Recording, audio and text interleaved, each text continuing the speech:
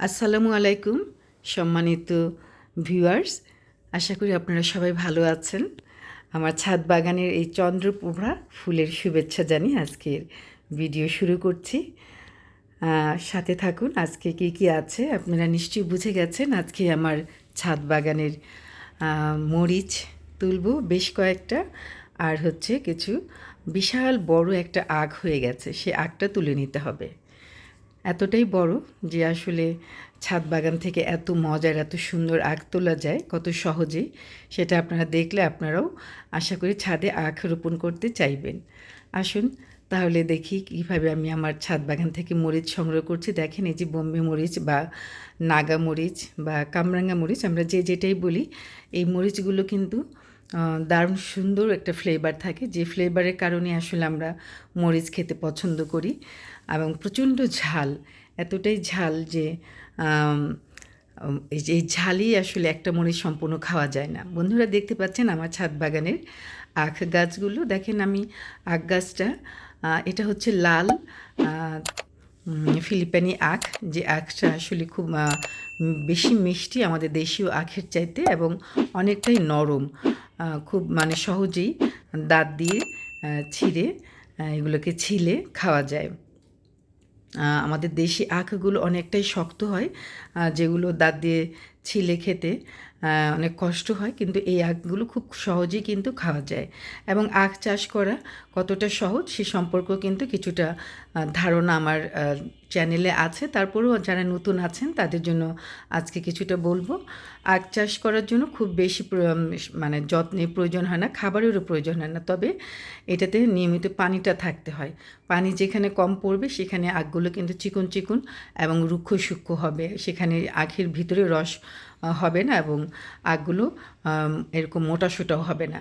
তাই আখে গাছে যেন সবসময় পানি পায় সেভাবে কিন্তু আপনাকে আখের যত্নটা করতে হবে। আর এমনিতেই আমি চাল ডাল ধোয়া পানি, ভাতের মাড়, এগুলো আখ গাছে দিয়ে থাকি, আর জৈব সার দিয়ে থাকি। এছাড়া অন্য কোনো খাবার আখ গাছে দেওয়ার প্রয়োজন হয় না। দেখেন একটা আখ এতটাই বড় হয়েছে, এতটাই মানে সুমিষ্ট হয়েছে। এই আখটা আমার আসলে অনেক মানে ভালো জাতের। তো ভাবলাম যে এত লম্বা হয়ে গেছে, এই বৃষ্টির ভিতরেই কিন্তু আমি আখ গাছটা তুলে নিলাম। যখন দেখলাম যে বৃষ্টিটা একটু কম তখনই আমি আখ গাছটা কেটে নিয়েছি। এবং এই আখ গাছটা নামানোর সময় দেখি যে পাশের যে গাছ আছে, সিম গাছ, তারপর ধুন্দুল গাছ, সে গাছের লতা আখ গাছের মধ্যে পেঁচিয়ে আছে। এই যে দেখেন কীভাবে পেঁচিয়ে তাকে ধরেছে। তাই এটাকে অফ ক্যামেরাতেই ছাড়াতে হলো, যেহেতু আমি একা একাই কাজ করি সব কিছু, তাই এটা দেখানো গেল না। তো দেখেন এখন কত বড় হয়েছে আমাদের আখ, দেখতে পাচ্ছেন একদম ফ্লোর থেকে ছাদের উপরে ঠেকে আছে তার মাথা। আমার ছেলে, মেজো ছেলে নিয়ে দাঁড়িয়ে আছে। আমার দেখেন কত বড় হয়েছে, মাশাআল্লাহ। একটা খেতেও কিন্তু অসম্ভব মিষ্টি। দেখেন এই যে এখানে আরেকটা গাছ, আমার বেশ কয়েকটা আছে নাগামরিচ গাছ, এবং সবসময় কিন্তু কিছু না কিছু মরিচ তোলা হয়। প্রতিদিন না হলেও 2-3 দিন পর পরই কিন্তু বেশ কয়েকটা করে মরিচ তুলে নিয়ে আসছি, এবং কাছের আত্মীয় স্বজন যারা আছে তাদেরকে দিচ্ছে। নাগামরিচ বা মরিচ চাষের জন্য অবশ্যই একটু স্পেশাল যত্ন নিতে হয়। প্রথম যত্ন যেটা নিতে হয় সেটা হচ্ছে মাটি তৈরি। মাটির ড্রেনেজ সিস্টেম ভালো থাকতে হবে, মাটিতে যেন কোনোভাবেই পানি বেঁধে না থাকে, পানি যেন সুন্দরভাবে ড্রেন হয়ে যায়, এবং মাটিতে যেন পর্যাপ্ত খাবার থাকে, তাহলে কিন্তু প্রচুর মরিচ কিন্তু ছাদ বাগানে হয়, এবং একটা গাছ কিন্তু 2 বছর 3 বছর পর্যন্ত ফলন দিতে পারে, সেভাবে যদি আপনি বাঁচিয়ে রাখতে পারেন। মরিচ গাছগুলো বিশাল বড় হয়। মরিচ গাছের ডালপালাগুলো দেখেন আমার গ্রিলের চারপাশে কিন্তু নেটিং করা আছে, নেটিংয়ের বাইরে চলে গেছে, তাই তুলে আনতে একটু ঝামেলা হচ্ছে।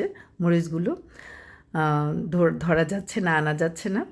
তো মরিচ গাছের ডালপালা ছেঁটে দিতে হয় মরিচ তোলার পরে, তারপর আবার ছত্রাকনাশক কীটনাশক স্প্রে করে দিয়ে মাটিটা খুঁচিয়ে আবার যদি খাবার টাবার দেওয়া হয় তখন কিন্তু আবারও মরিচ দেওয়া আসা শুরু করে। এইভাবে মরিচ গাছ আপনি বছরের পর বছর রাখতে পারেন আপনার ছাদে। বন্ধুরা দেখতে পাচ্ছেন আমার ছাদ বাগানের আখগুলো কতটা বড়, কতটা সুন্দর, এবং দেখেন এখানে কিন্তু মরিচ আখ গাছের চারা চলে আসছে, কুশি যেটাকে বলি, বা এখান থেকেই কিন্তু চোখ যেটাকে বলে নতুন চারা তৈরি হয়। তো এই গিঁটগুলো কেটে কেটেও কিন্তু চারা তৈরি করা যায়। গিঁটে দেখেন এই যে শিকড় আছে এবং এই যে ছোট চোখ বা কুশি দেখা যায়, এখান থেকে কিন্তু নতুন চারা তৈরি হয়। তো 1 ইঞ্চি পরিমাণ যদি রেখে কেটে কেটে দুই পাশ থেকে কেটে নিয়ে আমরা মাটিতে রোপণ করে দিই, এটা ভেঙে গেছে, রোপণ করে দিই, এখান থেকেও কিন্তু খুব সহজে চারা হয়ে যায়। আর আমি যেটা করি, আমি কিন্তু গাছের যে মাথাটা বা যেখানে পাতাটা থাকে, মানে একদম গাছের আগাটা, সেটা আমি কেটে রোপণ করে দিই, সেখান থেকে চারা হয় এবং ওখান থেকে বেশ কয়েকটা ছোট ছোট অনেকগুলো চারা তৈরি হয়ে যায়। এবং বড় যে আগাটা তৈরি করে দিলাম, এটা অনেক দ্রুত বড় হয়ে আখ তৈরি হয়ে যায়। তো আমি ওইভাবেই যেহেতু আমার ছাদ বাগান, আমি ওইভাবেই আমার আখের যে প্রথম মাথাটা সেটা আমি গুঁজে দিই এবং ওইভাবেই চারা তৈরি করে নিই। তো বন্ধুরা, আমার ভিডিওটি যদি ভালো লাগে আপনাদের, তাহলে প্লিজ লাইক, কমেন্ট এবং সাবস্ক্রাইব করে পাশে থাকবেন। বেল আইকনটি টিপে দেবেন যেন নতুন ভিডিও আসার সাথে সাথে তার নোটিফিকেশন আপনাদের কাছে পৌঁছে যায়। এই ছিল আমার আজকের ভিডিও। দেখেন কত সুন্দর আমার এই নাগামরিচগুলো, কতটা টসটসে, কতটা লোভনীয়, কতটা সুন্দর। মাশাআল্লাহ, আলহামদুলিল্লাহ। বন্ধুরা, আমার জন্য দোয়া করবেন, আমি যেন সুস্থ থেকে আমার ছাদ বাগানের কাজ করতে পারি। আমার ছাদ বাগানের জন্য দোয়া করবেন যেন ফুলে ফলে ফসলে পরিপূর্ণ থাকে। আপনাদের সবার জন্য অনেক অনেক দোয়া ও ভালোবাসা রইল। আশা করি আমার ভিডিওটি আপনাদের আজকে ভালো লেগেছে। ভালো লেগে থাকলে অবশ্যই সবসময় মতো পাশে থেকে যাবেন এবং পাশে থেকে আমাকে আপনাদের মূল্যবান সুন্দর সুন্দর কমেন্টগুলো দিবেন, যেটা আমাকে অনেক অনুপ্রাণিত করে। ভালো থাকুন, সুস্থ থাকুন, নিরাপদে থাকুন। আল্লাহ হাফিজ।